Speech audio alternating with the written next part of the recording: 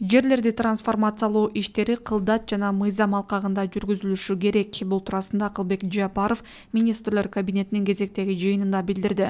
Отурумда 16 маселе каралды. Документке ылайык 150нин тегерегиндеги айылга өзгөчө макам берилет. Ал мамлекеттин коопсуздугун камсыздоо, мамлекеттик чек араны бекемдөө, чек ара аймактарындагы маселелерди чечүү, социалдык экономикалык өнүгүүгө дем берүү, чек ара аймактарында жашаган калктын турмуш шарттарын жакшыртуу максатын көздөйт. Ошондой эле Минкаптын чечими менен Ош облусунун Кара Суу районундагы Кызыл Кыштак жана Сарай айыл аймактарында жайгашкан айыл чарба багытындагы жерлерге өнөр жай жана өндүрүштүк объекттерди жайгаштыруу категориясына которуу кабыл алынды.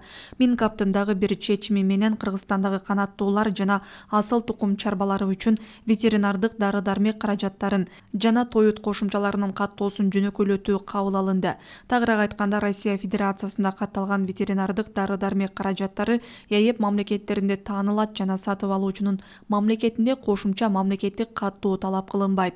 Мындан тышкары, жыйындын жүрүшүндө башкаруу түзүмүн өркүндөтүү жана финансылык каражаттарды натыйжалуу пайдалануу, иштин натыйжалуулугун андан ары жогорулатуу жана контролдоо системасын күчөтүү максатында Кыргыз деңизи мамлекеттик ишканасы түзүлдү.